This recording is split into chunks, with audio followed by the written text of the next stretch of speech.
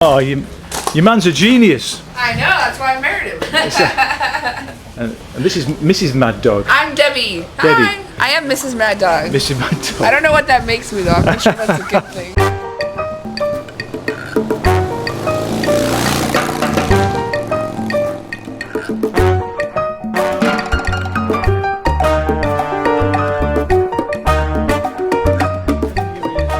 So I arranged to meet my new riding partner Lenny on the outskirts of Flores in Guatemala. Since we're both heading the same way, it seemed sensible to hook up and cross some of the Central American borders together. We knew that two heads would definitely be better than one, particularly crossing the border into Honduras, which was notoriously corrupt and problematical to get through. It turned out that Lenny really wanted to go and visit Belize.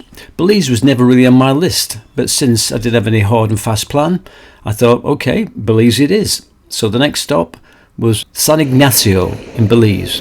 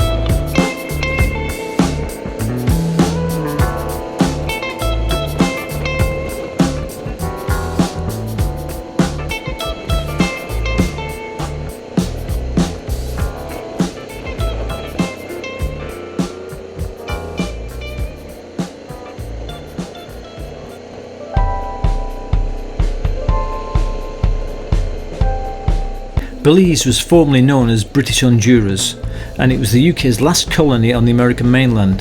It still maintains a strong ties with Britain, and it didn't actually become independent until 1981.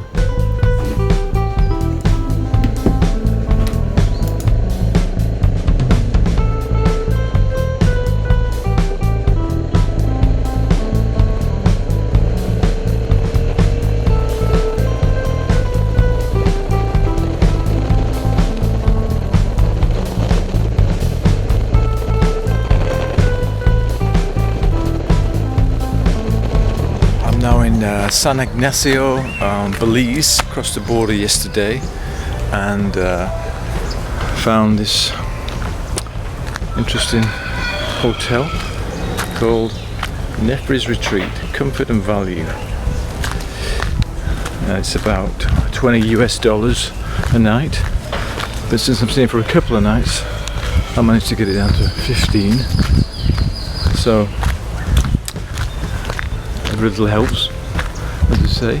So this is Nefri's Retreat. There we go.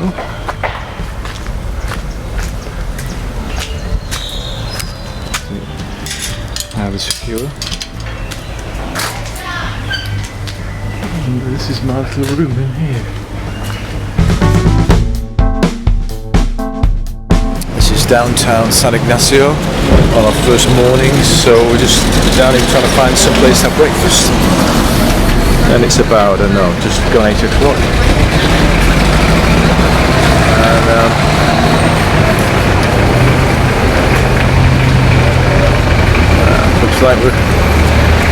going here. Political flavours.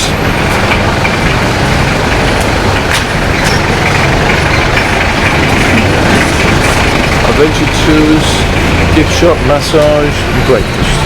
Hungry?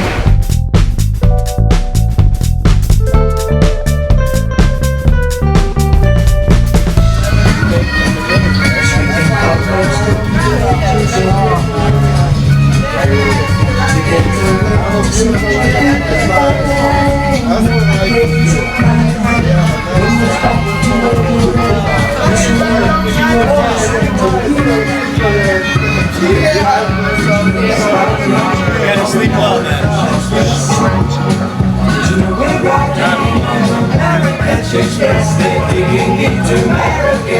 Here I am, my local bar, with Mr. Belize, for some strange reason.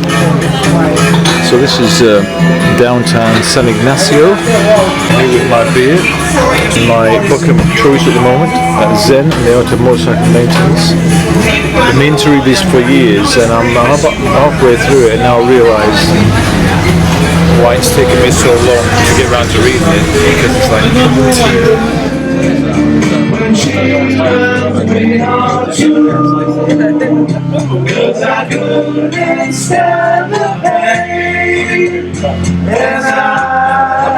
it's crazy. I mean, Belize, I'm voicing the Beatles.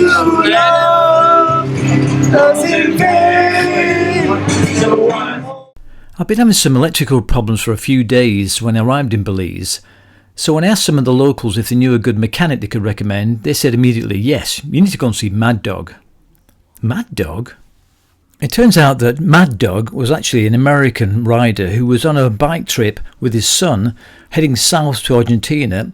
When he came into Belize, broke down, loved it so much he decided to stay there, settle down and started running his own garage. You basically burned out a relay. There it is. You need one of those. So it turned out I needed a new relay and he could get one and fix it in a couple of days. Perfect. So I left the bike with him and came back a couple of days later. Oh, your man's a genius. I know, that's why I married him. And this is Mrs. Mad Dog. I'm Debbie. Debbie. Hi. Yeah. We met yesterday. I am Mrs. Mad Dog. Mrs. Mad Dog. I don't know what that makes me though. I'm not sure that's a good thing. Yeah, let's not go that way. But Yeah, let's not go that way. but he's fixed it. Yeah, it's already, right? So what was the problem? What it was is this right here. This little relay. Yeah. It controls your horn and your headlight. And what it is, it was fried, of course, but we couldn't get the exact relay. But we got one that's very similar, almost the exact same thing. And I just want to know, because I gave my tab right now, because Just recording everything. okay. So whatever you have on your hand, Better Belize it. Say hello.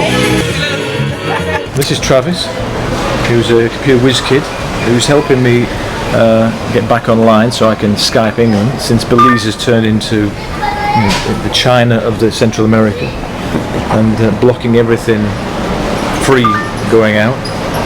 But there's always a way around everything if you know the right sort of people to work with.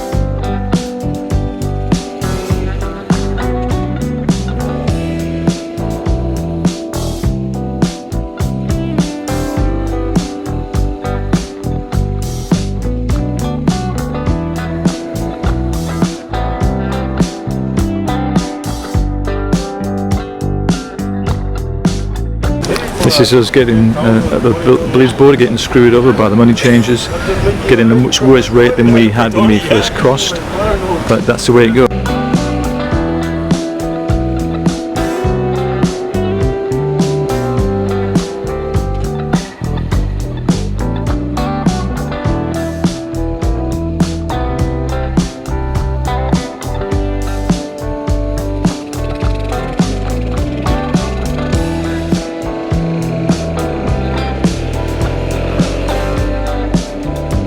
So having crossed the border back into Guatemala, we had a long ride back to Rio Dulce because we were heading south to cross the border eventually into El Salvador.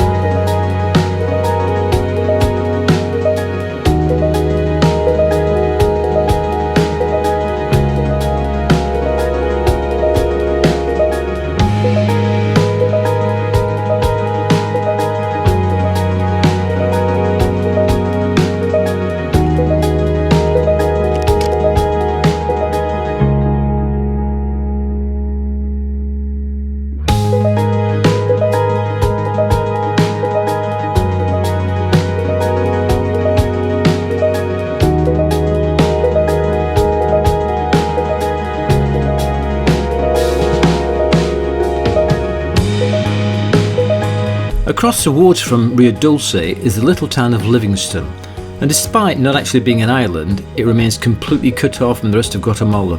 The only way in and out is by boat, so we thought it was worth taking a trip and checking it out. So we're heading off for a little boat trip to a place called Livingston for a few hours. It's supposed to be very nice. On the Monta Blanca.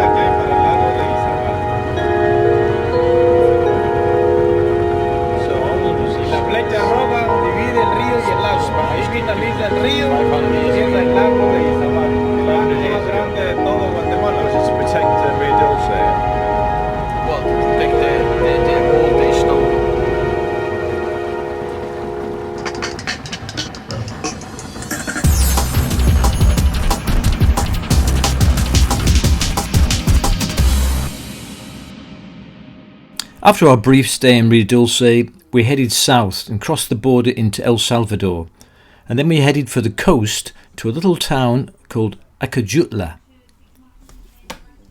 Our plan was to spend one night there, then head further down the coast to the town of La Libertad. El Salvador is the smallest of the Central American countries, and apart from a few backpackers, it's not very popular with tourists at the moment, possibly due to a throwback to the civil war that raged in the 80s for about 12 years, and also the reputation for gang violence.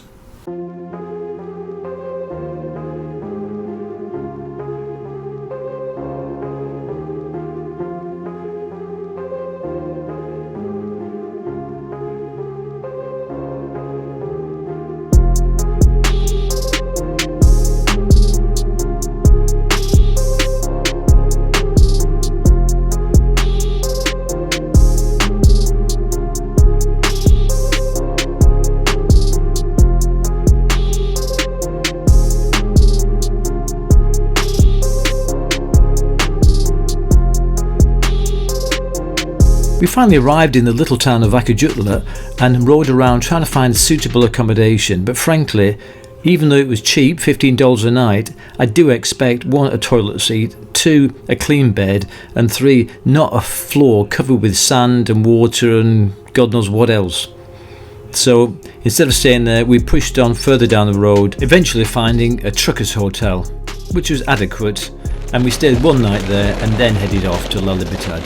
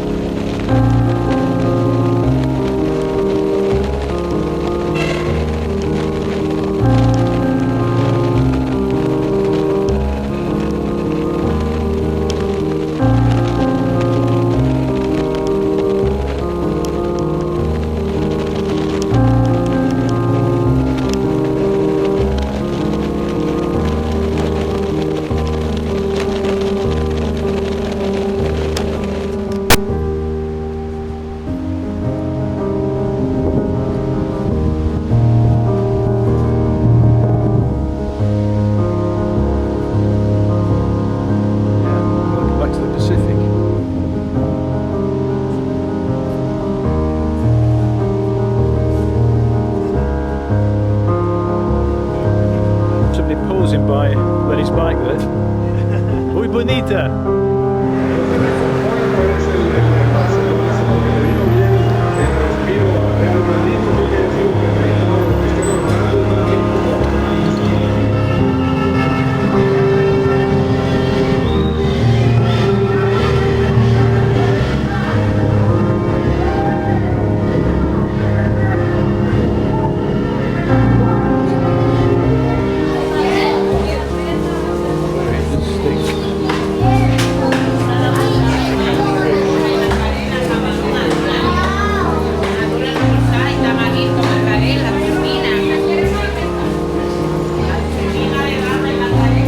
Beach at La Libertad, not very pretty, but then again the town's not very pretty either.